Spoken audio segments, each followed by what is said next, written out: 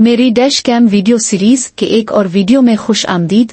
इस वीडियो में आप लाहौर की सड़कें देखेंगे और आप हालिया खबरों से कहानियां सुनेंगे। बरा करम दरखास्त है कि अगर आपने अभी तक मेरे चैनल को सब्सक्राइब नहीं किया तो सब्सक्राइब कर ले। तो आइए इस कहानी के साथ शुरू करते हैं। 17 साल पहले कत्ल होने वाला शख्स जिंदा मिल गया, 4 लोग बेगुनाह जेल काटते रहे। पटना भारतीय रियासत बिहार में 17 साल पहले मकतूल करार दिए गए शख्स को झांसी में जिंदा पाया गया। इस मामले में मकतूल के चचा और 3 भाइयों को कत्ल के इल्जाम में जेल भेज दिया गया था। चचा का इंतकाल हो चुका है जबकि तीनों भाई जमानत पर रहा है। ये मामला इस वक्त मंजर आम पर आया जब झांसी पुलिस ने एक ऐसे शख्स को पाया जो बिहार पुलिस के रिकॉर्ड में मुर्दा दर्ज था। NDTV के मुताबिक 6 जनवरी को गश्त के दौरान झांसी पुलिस को एक शख्स मिला जो पिछले 6 माह से गांव में रह रहा था। इस शख्स की शनाख्त 50 साला नाथवनी पाल के तौर पर हुई जो बिहार के जिला देवरिया का रिहायशी है। तफ्तीश में मालूम हुआ कि नाथवनी पाल अकेले रहते हैं और हाल ही में झांसी मुंतकिल हुए हैं। नाथवनी ने कहा, मेरे वालिदैन का इंतकाल बचपन में हो गया था और मेरी बीवी ने मुझे बहुत पहले छोड़ दिया। मुझे अपने गांव वापस गए हुए तकरीबन 16 साल हो गए हैं। मजीद तहकीक पर पता चला कि नाथवनी के कत्ल का ये केस 2009 इससे पहले इस वक्त का है जब नाथवनी पाल अपने घर से लापता हो गए थे।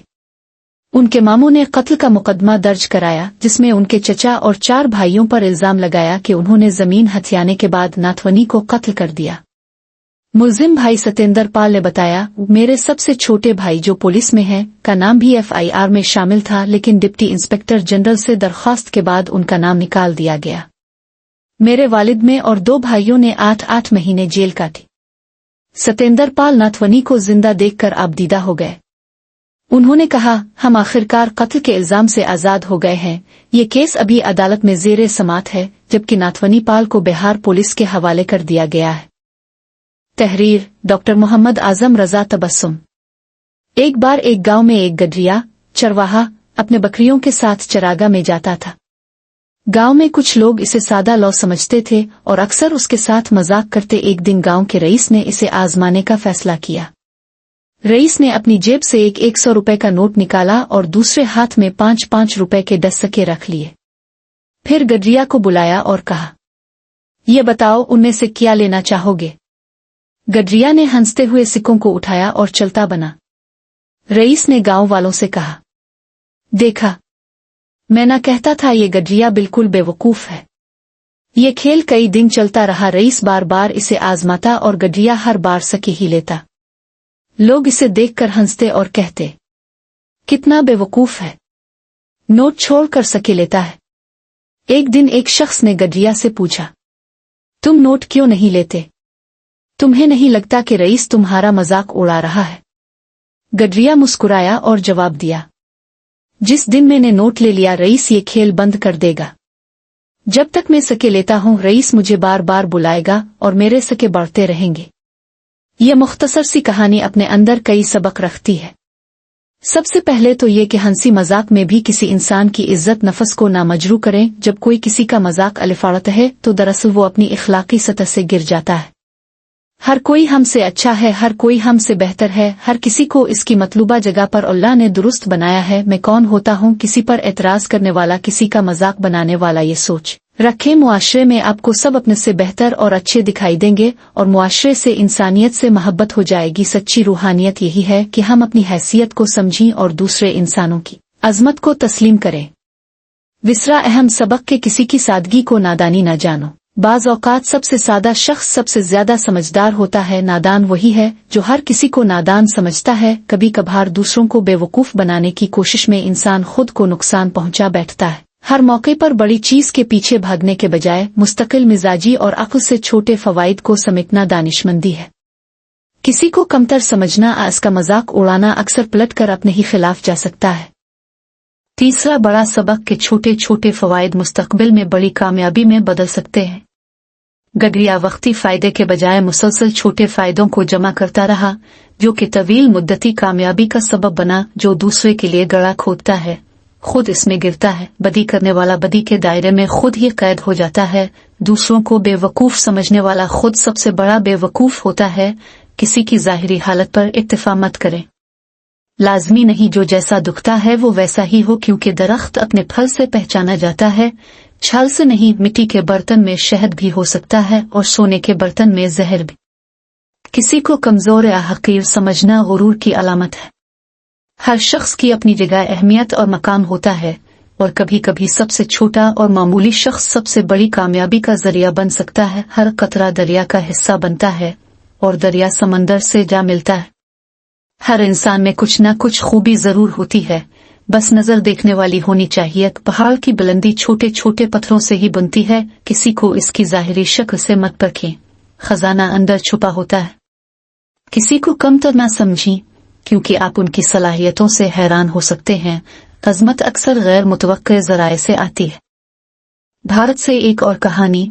भारतीय मीडिया के मुताबिक भारतीय रियासत उत्तर प्रदेश में शौहर और 6 बच्चों को छोड़कर भिखारी के साथ भागने वाली खातून की असल कहानी सामने आ गई।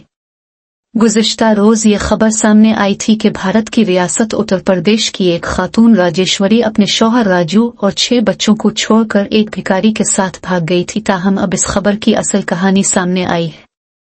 भारतीय मीडिया रिपोर्ट्स के मुताबिक शौहर को छोड़कर भागने वाली खातून मंजर आम पर आ गई है, जिसने पुलिस को अपना बयान रिकॉर्ड करवाया है और साथ ही इसने अपने ऊपर लगने वाले तमाम इल्जामात को मुस्तरद कर दिए हैं। भारतीय मीडिया के मुताबिक 36 साला राजेश्वरी ने पुलिस को अपने इब्तिदाई बयान में बताया कि वो भिखारी के साथ फरार नहीं हुई, बल्कि वो अब अपने किसी करीबी रिश्तेदार के घर है। राजेश्वरी ने पुलिस को बयान दिया कि वो अपने शौहर के जुल्म और सितम से तंग आ गई थी। इसका शौहर उसे मारता पीटता था, जिसकी वजह से वो घर से भागी। रिपोर्ट्स के मुताबिक खातून ने चोरी के इल्जामात की भी तरदीद की है, जिसके बाद पुलिस ने खातून के शौहर के खिलाफ मुकदमा दर्ज करके तहकीकात का आगाज कर दिया। वाज़ेह रहे कि राजू ने अपनी बीवी पर इल्जाम लगाया था कि उसकी बीवी बच्चों को छोड़कर भिखारी के साथ भाग गई है। राजू ने पुलिस को कहा था कि मैं हरपालपुर के इलाके में अपनी बीवी राजेश्वरी और 6 बच्चों के साथ रहता हूँ। 45 साला नन्ना पंडित नामी शख्स कभी कभी महल्ले में भीख मांगने आता था और मेरी बीवी से बात करता था। बाद अज़ां दोनों की फोन पर भी बात शुरू हो गई, जिसके बाद मेरी बीवी इसके साथ भाग गई। राजू ने पुलिस को कहा था कि मेरी बीवी राजेश्वरी ने बेटी खुशबू को बताया कि वो कपड़े और सब्जी लेने बाजार जा रही है, लेकिन वो वापस नहीं आई। मैंने एक भैंस बेचकर जो रकम हासिल की थी वो भी बीवी साथ ले गई। मुझे शक है कि भिखारी मेरी बीवी को अपने साथ ले गया है। राजू की शिकायत पर पुलिस ने दफा 87 अगवा के तहत मुकदमा दर्ज करके मामले की तफ्तीश शुरू की थी, जिसके बाद खातून मंजरआम पर आई है। आइए एक और कहानी सुनते हैं जो अफगानिस्तान में ईद की दी की है। ड्यूरेंट लाइन का कैदी फैजुल्लाह खान ने अफगानिस्तान में कैद के दौरान जो देखा उसे रकम कर दिया। एक अच्छे सहाफी का मुशाहिदा बहुत शानदार होता है। वो अपने अर्द गिर्द रूनुमा होने वाले वाकयात और चीजों को देखकर ऐसे पैटर्न्स की निशानदही की सलाहियत रखता है जिनकी मदद से समाजी और सियासी सूरत हाल की एक हकीकत से करीब तर तस्वीर बनाई जा सकती है। ये जिक्र है फैजुल्लाह खान और उनकी वाहिद किताब ड्यूरेंट लाइन का कैदी का। मुशाहदे और पैटर्न की सफ़ा 185 पर यह खूबसूरत मिसाल मुलाहजा करें। मुल्क भर में कहीं भी तालिबान हमला करें, मीडिया के मुताबिक इसमें पाकिस्तानी, उज़्बक, अरब और चेचन मुलव्वस हैं।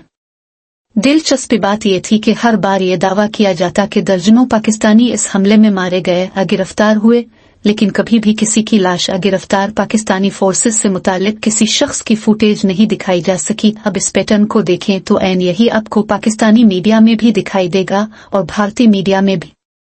ऐसे कई पैटर्न फैजुल्लाह ने किताब में निशानजद किए हैं जो बेवजह नहीं मालूम होते। वो ज़ीरक सहाफ़ी हैं।